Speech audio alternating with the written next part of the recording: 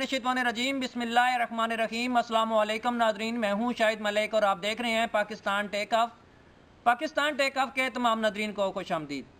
नाज़रीन, अभी तक मैं इंडिया और चाइना की कवर कर रहा था, मगर एक नया पंडोरा बॉक्स खुल गया है और सियासतदानों ने अपने गंदे कपड़े बीच चौराहे में धोने शुरू कर दिए हैं। बीच चौराहे की भी किसी हद तक ठीक था, लेकिन अब इन्होंने GHQ के भी नहीं बख्शा। नाज़रीन, जैसे जैसे अदालती मामलात बढ़ रहे हैं, ऐसे ऐसे सियासतदानों की दौड़ें भी तेज़ होती जा रही हैं। अपनी करप्शन को बचाने और सजा से बचने के लिए GHQ के दरवाजे खटकाए जा रहे हैं। आज हम इसी के ऊपर बात करेंगे। शहबाज शरीफ, ख्वाजा आसिफ, एहसन इकबाल, मोहम्मद ज़ुबैर, ये सब GHQ के गेट नंबर 4 से होकर वापस आ गए हैं और अब ये तरदीदें, वजाहतें और बयानात देने की कोशिश कर रहे हैं, अपने आप को क्लियर करने की कोशिश कर रहे हैं, मगर इन्होंने अपनी सियासत को बिल्कुल कूड़ा कचरे में डाल दिया। मरियम नवाज साहबा का कहना था कि गिलगित बल्तिस्तान एक सियासी मसला है और इसको पार्लियामेंट में हल होना चाहिए, ना कि GHQ में। तो फिर मोहम्मद ज़ुबैर साहब ने GHQ में 2 दफ़ा क्यों मुलाकात की? DGISPR के मुताबिक पहली मुलाकात अगस्त के आखिरी हफ्ते में और दूसरी मुलाकात 7 सितंबर की हुई थी। DGISPR के मुताबिक मोहम्मद ज़ुबैर साहब 2 दफ़ा उन्होंने खुद दरख्वास्त की मिलने की और ये मुलाकात कम अज़ कम घंटे पर मुहित थी।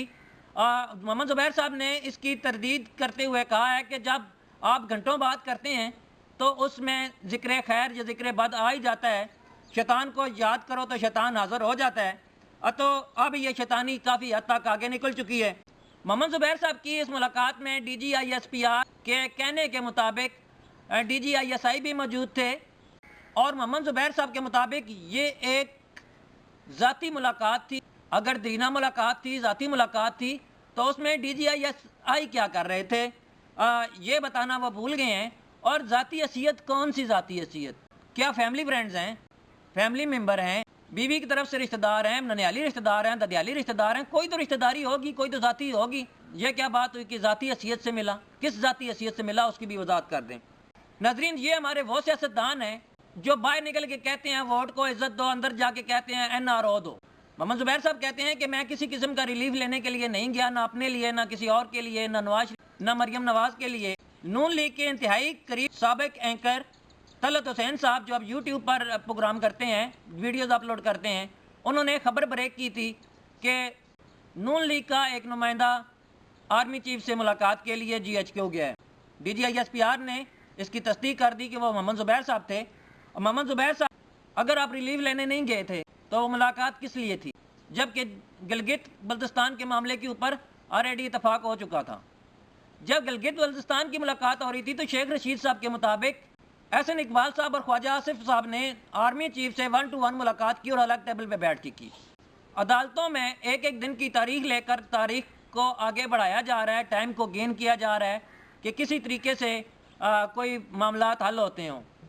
अब आपको समझ आ रही होगी कि अदालतों में तारीखें लेने का क्या मकसद है और उन 10 मुलाकातों का क्या मकसद है। इनको आपस में आप कांटेक्ट करके देखें तो आपको पता चलेगा कि अदालतों में तारीखें लेने की क्या वजूहत हैं और अदालतें तारीखें देने पर क्यों मजबूर हैं या वो क्यों दे रही हैं। उनको इसके ऊपर भी सोचना चाहिए। शेख रशीद साहब अक्सर कहते हैं कि गेट नंबर 4 की पैदावार। इसके अलावा शेख रशीद और बिलावल भुट्टो का एक बार फिर मामला बूस्ट कर गया है। अंदर की बात बाहर आकर सच क्यों बताता है शेख रशीद? इस वजह से अब मैं शेख रशीद के साथ किसी मीटिंग में नहीं बैठूंगा। अगर आपने मुझे बुलाया तो मैं नहीं आऊँगा। ये तो ऐसे ही है जैसे दूसरी बीवी नखरे करती है, ये तो दूसरी बीवी जैसे नखरों की वाली बात होगी। जब आप मुलाकातें करते हैं तो उनको कन्फेस भी करें, उनको माने भी। आप अंदर मुलाकातें करके आते हैं, बाहर कहते हैं आपने नहीं की। DGISPR ने वाज़ेह तौर पे कह दिया है कि अदालती मामलात अदालतों में हल करें और सियासी मामलात पार्लियामेंट में। आर्मी को सक इन करने की कोशिश न करें सियासत में, ये आपके लिए अच्छा नहीं होगा। इससे पहले परवेज़ मुशर्रफ साहब का भी कहना था कि सियासतदान खुद आर्मी को सक इन करते हैं, सियासी मामलात में घसीटते हैं, अपने मामलात इनसे हल नहीं होते हैं, पार्लियामेंट में भी नहीं होते हैं, TROs का मामला इनको हल नहीं होता, नैब का चेयरमैन लगाना हो तो इनसे हल नहीं होता, तो फिर आर्मी चीफ को आना पड़ता है। और जब आर्मी चीफ सियासी मामलात में दाखिल होती है तो फिर उनमें से कोई एक परवेज़ मुशर्रफ भी होता है जो इक़्तिदार पर कब्ज़ा कर लेता है। तो बजाय इसके कि आप अपने मामलात हल करें, आप अपने गंदे कपड़े धोने के लिए GHQ पहुंच गए हैं। ناظرین کل ہجوم میں مریم نواز کو ایک مکہ پڑا، یہ کونی لگی؟ میرے خیال میں درد گوڈے یا گٹے میں ہونا چاہیے تھا، اثر دماغ پر ہوا۔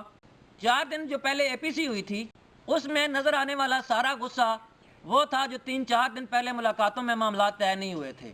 جب معاملات طے نہ ہوں تو باہر آ کر الزام تراشی کرنا، سخت الفاظ استعمال نہیں کرنا چاہتا، منہ سے نکلنے لگے تھے۔ حالانکہ میں نے استعمال نہیں کیے، بچ گیا۔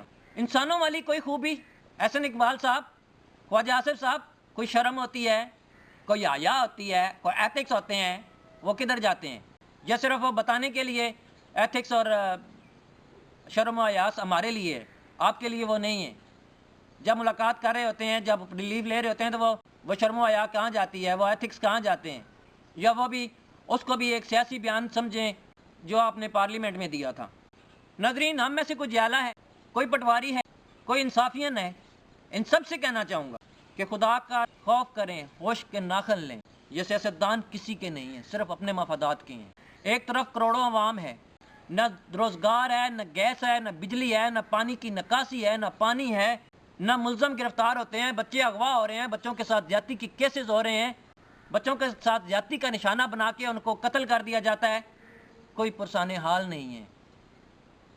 اگر ان کو پڑی ہے تو صرف اپنے مفادات کی تحفظ کی، اپنی کرپشن کی بچاؤ کی، اپنی سزا سے بچنے کی تدبیریں کر رہے ہیں۔ یہ تعلیم کا فقدان ایک طرف ہے، صحت کے مسائل ایک طرف ہیں، اسپتال ہیں نہیں، اور جو اسپتال ہیں وہ سندھ کے اسپتالوں میں دیکھا ہے کتے انجوائے کر رہے ہوتے ہیں۔ ناظرین، ایک طرف یہ سیاستدان ہیں جو باہر نکل کر جھوٹ بولتے ہیں، دوسری طرف کروڑوں عوام ہے جس کے بارے میں آپ کو بتا چکا ہوں کہ کوئی کسی قسم کی سہولت میسر نہیں۔ GHQ میں اندر جا کر پاؤں پڑتے ہیں، باہر نکل کے گریبان پکڑتے ہیں۔ ناظرین، جس طرح کی APC میں لینگویج استعمال کی گئی ہے، اگر معاملات ان کے GHQ میں طے ہو جاتے تو یہ لینگویج یقیناً نہیں ہونی چاہیے تھی، اور اس کے بعد اسی طرح کی لینگویج کی امید کی جا سکتی۔ ناظرین، یہ کسی کے سکے نہیں ہے، صرف اپنے مفادات کے تحفظ کے لیے، اپنے معاملات کو بچانے کے لیے، اور جب تک ان کے معاملات حل نہیں ہوتے تب تک یہ ایسے ہی کرتے رہیں گے، ملاقاتیں کرتے رہیں گے۔